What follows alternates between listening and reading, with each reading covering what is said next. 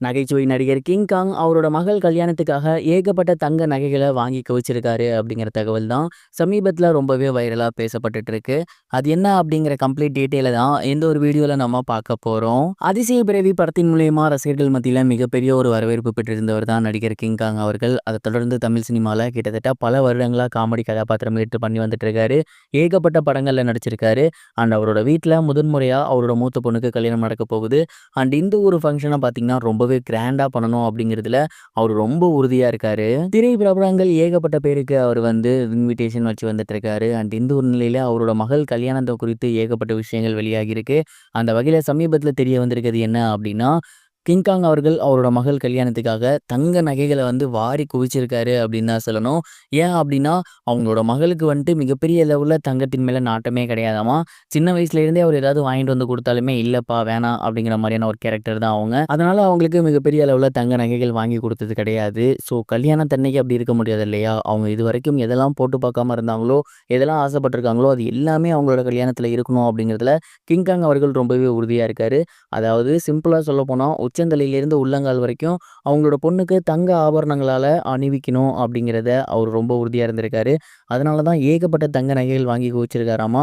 And அது மட்டும் இல்லாமல் ஒரு சில தங்க நகைகள் தனியாக கஸ்டமைஸ்டாக இந்த மாதிரி டிசைன்ஸ் தான் வேணும், இப்படி தான் இருக்கணும் அப்படின்னு சொல்லியே அவரோட பொண்ணுக்காக அவர் வாங்கியிருக்காராமா. கிங்காங் அவர்கள் இந்த ஒரு திருமணத்தை எல்லோரும் திரும்பி பார்க்கும்படி பண்ணிட்டு இருக்காரு அப்படின்னு தான் சொல்லணும். ஏன்னா இங்கேருந்து சிவானாக்கெலாம் போயிட்டு பத்திரிக்கை வச்சிருந்திருக்காரு. ஏகப்பட்ட முக்கிய அரசியல்வாதிகளுக்கு வச்சிருந்திருக்காரு. ஸோ இந்த ஒரு கல்யாணம் அப்படிங்கிறது நாம 10ஓட 11 கடந்து போகிற மாதிரி இல்லாமல் ரொம்பவே முழுக்க முழுக்க பிரம்மாண்டமான முறையில் பண்ணலாம் அப்படிங்கிற ஐடியாவில் அவர் பண்ணியிருக்காரு. அதே மாதிரி தான் தங்க நகைகள்லையுமே எந்த ஒரு குறைவும் இருக்கக்கூடாது அப்படிங்கிறத கரெக்டாக பார்த்து பண்ணியிருந்திருக்காரு. இந்த ஒரு விஷயத்தை பற்றி நீங்கள் என்ன நினைக்கிறீங்க அப்படிங்கிறத மறக்காமல் கமெண்ட் பாக்ஸில் ஷேர் பண்ணுங்கள். இது ஒரு புறம் இருக்க, இயக்குனர் லோகேஷ் கனகராஜ் அவர்கள் நாகார்ஜுனா மற்றும் அமீர் கான் மீது வருத்தத்தில் இருக்காரு அப்படிங்கிற மாதிரியான செய்தி வெளியாகி சோசியல் மீடியாவில் மிகப்பெரிய ஒரு வைரலாக போய்கிட்டு இருக்கு.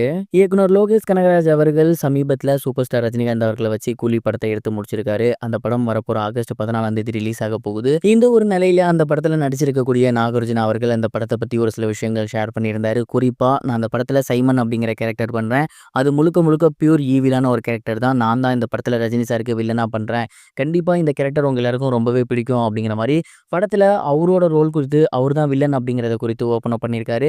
அதே மாதிரி அமெரிக்கானோட எனக்கு எந்த ஒரு கேரக்டரும் கிடையாது, அதாவது நாங்கள் மிங்கிலாக நடிக்கல, பட் அவரோட பாட்டை பார்த்தா ரொம்பவே நல்லா இருந்துச்சு அப்படிங்கிறதையும் ஷேர் பண்ணியிருக்காரு. படத்தை பற்றி நாகார்ஜுனா சார் ஷேர் பண்ணியிருந்தது லோகேஷ்க்கு மிகப்பெரிய ஒரு வருத்தத்தை ஏற்படுத்தியிருக்கு. ஏன்னா 2 வருஷமாக அந்த படத்துக்காக உழைப்பு போட்டிருக்காரு.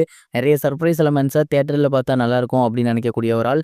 அப்படி இருக்கையில் அமீர் கானும் நாகார்ஜுனும் தொடர்ந்து இந்த படத்தை பற்றி சொல்லி வந்துட்டே இருக்காங்க. இதனால அவரு ரொம்பவே வருத்தத்தில் இருக்காராமா. இது வரைக்கும் கனெக்டிங் டிவிக்கு சப்ஸ்கிரைப் பண்ணனா மறக்காமல் சப்ஸ்கிரைப் பண்ணிக்கங்க. உடனடி அப்டேட்ஸ் பெறுவதற்கு நோட்டிஃபிகேஷன் பெல்லையும் கிளிக் பண்ணிக்கங்க.